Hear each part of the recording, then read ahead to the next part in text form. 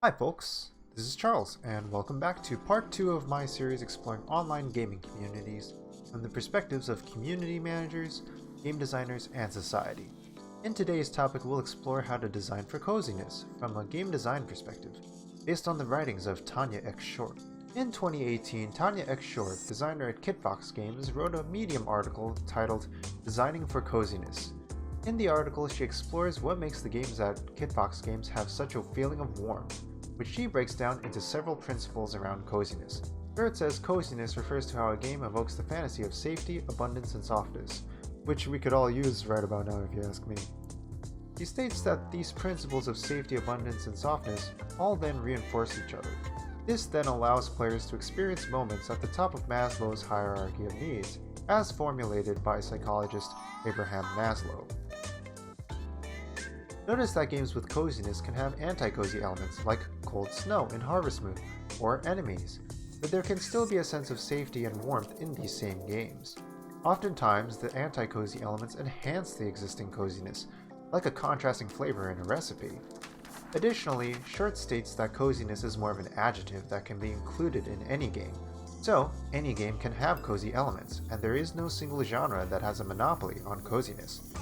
In this analysis, they discovered patterns of coziness through games, including aesthetics, mechanics, narratives, and dynamics. Let's start with aesthetics. Short states that cozy aesthetics are audio-visual sensory cues that are often familiar to the player that evoke images or memories of safety, softness, and contentedness. They commonly contrast a shared refuge from a less pleasant and external environment, and can be applied as a moment to reset or reframe the player's mindset. These are probably the most transparent and marketable aspect through trailers and social media posts. Common cozy aesthetic patterns include abundances of plenty, like that of food, drink, joy, and warmth in spaces like taverns, kitchens, cafes, and bedrooms. There may be thresholds leading into a cozy area, such as coming in from a snowstorm into a log cabin, or ducking into a cave behind a waterfall. There also may be relaxed guardian animals or characters. Protective and supportive, they communicate to the player that they are free to pursue their higher order needs. And so on with other common cozy aesthetic patterns. Visual design-wise, cozy visuals may include warmer, low-contrast colors and lighting, natural and familiar building materials, enclosed intimate spaces, and occasional windows into the external, non-cozy space taken refuge from. Audio would also remind of safety, abundance, and reinforce comfort. Cozy locations and items are centered on leisure, practicality, ritual, history, and familiarity. Examples include third spaces, which are spaces that are separate from work or home, such as bars, cafes, libraries, cabins, and gardens. May also include transition spaces without danger or obligation, such as trains, car backseats, or slow-moving spacecrafts. It may also include places supporting low-intensity companionship with calm pets or passive people watching. Next up is cozy mechanics. Short states that coziness is opt-in and requires intrinsic motivation. One shouldn't be motivated to interact with cozy mechanics for external rewards like points or loot. Ideally, you would enjoy interacting with cozy mechanics because you want to. As a result, cozy mechanics should be safe, known, and relaxing. These could include rituals and hobbies, such as hiding or organization, searching for or collecting beautiful items, fishing, reading, sewing, brewing and drinking tea or coffee. Seems cool to me. To note though, coziness can be weaponized and vulnerability can be monetized. Artificial scarcity and social comparison mechanics are examples which lead to morally and potentially legally dubious action. In general, if you don't take the moral implications of these communities of coziness seriously, bad things can happen. While it's true that cozy social mechanics can produce lively social interactions, anyone who's been online knows that they can put players at risk of harmful interactions.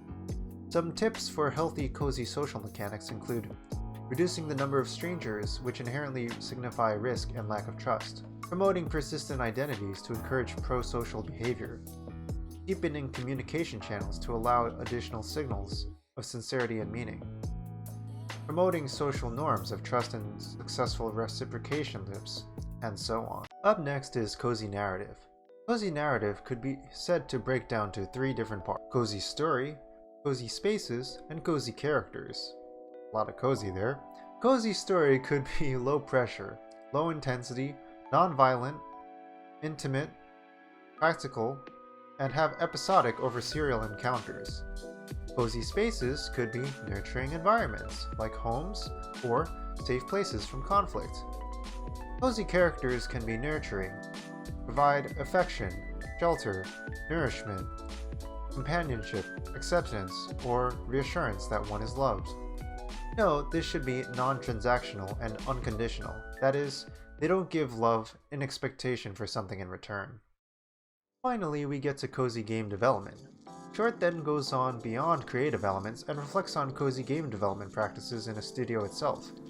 These may feature opportunities to escape and change environments, food and coffee provided, familiarity and trusting colleagues, and things like environmental aspects, flexible hours, logistical aspects, employee interactions, healthy feedback, and so on and so forth. However, like with social mechanics, when it comes to people, things can get messy. Chert notes the hubris in trying to make things cozy, especially when you get people involved. As much control as a person could have over design and work environment cannot force intimacy. As she states, quote, "No matter what industry you work in, don't go overboard trying to make everything cozy.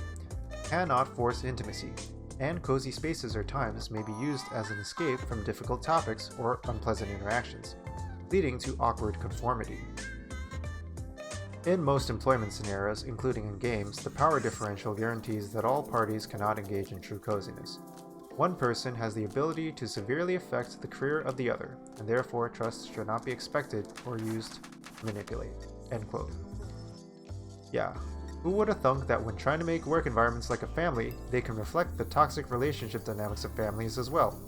Watch out for that, folks. In conclusion, coziness is merely an ingredient, or a tool to be used in any kind of game, regardless of genre. But, like any tool, however well-meaning, it can also be weaponized. In this case, it can encourage conformity, be exclusive, or result in toxic or even abusive dynamics.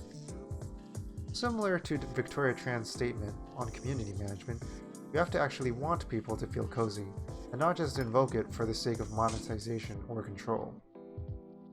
And even if you are well-meaning, sometimes you might accidentally be recreating toxic dynamics of the past. So you have to be vigilant and keep learning to improve your ability to deliver on coziness in all its shapes and forms. It might surprise you. Finally, people are messy. It's ultimately up to people to cozy up to your games out of their own free will. Sometimes people just aren't ready, and the more you blur that line between coziness and coercion, well, let's just say that just ain't cozy. Tanya X Short is captain and designer at game development studio and publisher Kitbox Games, where they've developed Lucifer Within Us, Moon Hunters, and the upcoming Boyfriend Dungeon. They've also published Dwarf Fortress and the upcoming Paparazzi. And then there's me. I made this video. I'm Charles, a graduating master's student at NYU Game Center, a game designer, narrative designer, and event organizer exploring community, connection, and things like coziness as well. Stay soft, stay strong, and I'll see you next time.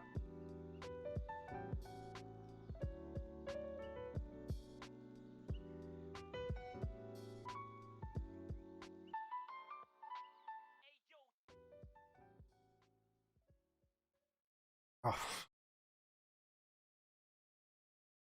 Water. Real quick. Talking to nobody, but it just makes me feel good. Through. Alright. Holland. Alright. This will be an outtake. Okay. Music plays. Tanya X Short is